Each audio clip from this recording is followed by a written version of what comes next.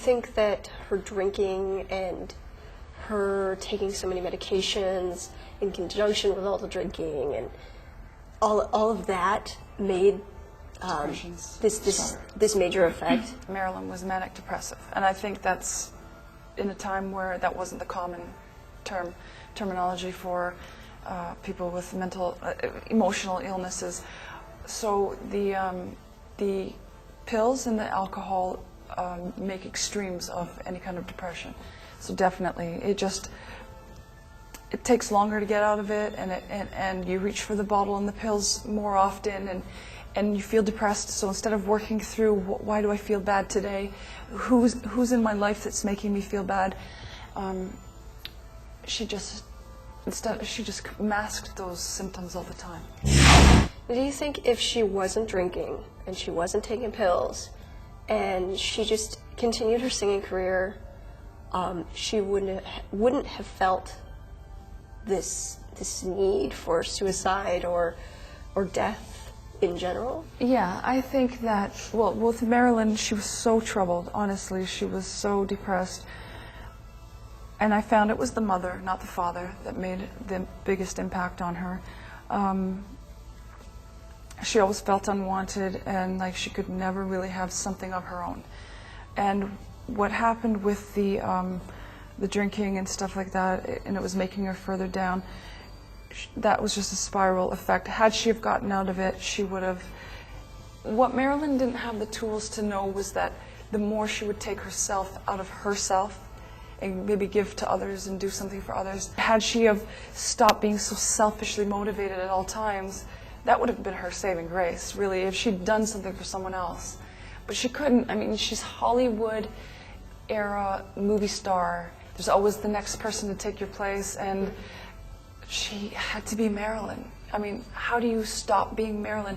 She had goals of like doing really serious work and doing something great, but because everybody snickered around her, she kept not taking herself seriously. And so every time she would have like a oomph to keep going and do something great and outshine what everybody would say, she would hear those demons in her head, and then she would just drop back to the same old, oh, I'm just Marilyn, I'm just going to just be, that's all they want from me. See, that's the risk of being a starlet in that era. You're always going to have someone who wants to take your place. You're always going to have someone who wants to push you away, who wants to be better than you. And Marilyn was beautiful. Everybody knew it. So, that's actually, that was probably one of the, well, to me, like a curse. And one of the factors why she was so depressed. Jane Mansfield was supposed to be Marilyn's replacement. The bigger boobs, the blonder, the more vivacious. Marilyn was sort of fading. She was like, because with age, your figure's changing, and this was the new replacement. And she knew that they had it in for her to have the better, more improved Marilyn. And don't forget, with Marilyn, what happened was she was going out as the James Bond type girls were coming in. The hippie, long hair, the flower, she had the bouffant hairdo, and she knew she was aging. That was a horrible thing for her. She didn't want to go there at all. How did her death happen? How did Marilyn die? Everyone's saying that it was suicide. Other people are talking about the fact that it was murder. What do you feel it was? Surprisingly enough, I'm as brainwashable to the conspiracy theories. Like, even after regression, I still had questions. I was like, I picked up this book, somebody gave it to me, where I didn't actually read it. I just had flipped through to a page, and they made some seriously good points of like why, it would be murder or whatever. I cannot see anything to do with the Kennedys murdering anybody. These were great men with great intentions. She might have been in the way, but Marilyn was sweet talkable. They could have bought her out. They could have fixed things for her. Sure, she got enraged because, with pills and alcohol, you're coming up, you're coming down, your mood swings. Marilyn was suicidal on a regular basis, and as much as she did it out of anger at the time that she committed suicide, she did regret it. And I had to suffer through those last 20 minutes of regressions over and over. and the respiratory failure that I felt, and the regret, the remorse, the shame. And what's funny is from 5 years old onwards, I would have these crushing chest pains, unbelievable things, nothing a 5-year-old should experience.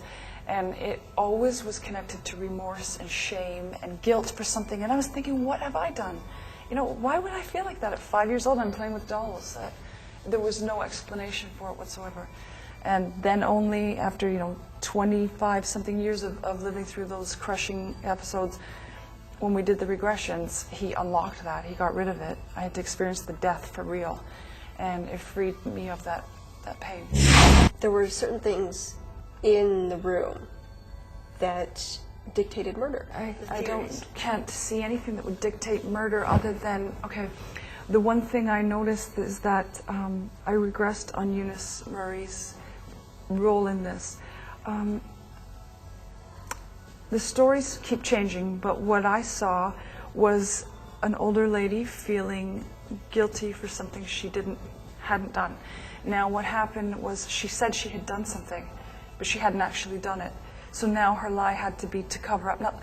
She's just a simple older lady. Sure, she had to have an eye on Marilyn, but she was now just feeling embarrassed about her own lie. Marilyn's gone already. She was definitely covering up for Bobby Kennedy. Much to my surprise, when I regressed, Peter Lawford and Bobby Kennedy were there between 12:30 and 2:30, but Marilyn, in my eyes, had passed already by 9 o'clock on the 4th. They were looking for stuff that might implicate the Kennedys, but they didn't murder her. They just didn't feel right that she might say something, or she might have written something, or pictures or something that she would leave around. They definitely were looking for that. And Mrs. Murray was definitely covering for them. So that's the look on that lady's face that was giving people the idea that she was lying. She was not lying about Marilyn's death. She was lying about the involvement, because they're saying, shh, keep it quiet and stuff like that. So that's the only guilty thing that was happening there.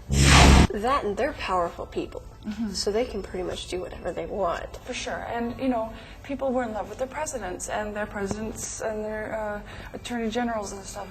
She was no different. She really respected authority, and she had no reason to question what they were doing whatsoever. Marilyn's dead. She's done it to herself. I mean, she knew that. Tell the viewers a little bit about your band and your book. I'm in a classic rock band called Pandemonia, and you can see us at pandemoniaband.com or myspace.com Pandemonia. We've just released a classic rock album. It's called Left to Die in the Wide Open, and there's an animal rights song on it called Cry.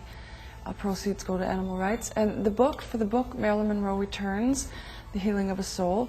And it really is about the healing of the soul, and it can be found at www.marilyn-monroe.ca. And my doctor would be more than happy to take your calls or your questions, and he's a doctor who does regressions, not just for me, for anybody. And there's lots of hypnotherapists and past life regressionists. It's very common. When we first hit the news last year, there was front page news all over the place. Lots of people came out of the woodwork because they're suffering. They don't know why. They know medications and Prozacs aren't working. It's deeper than that.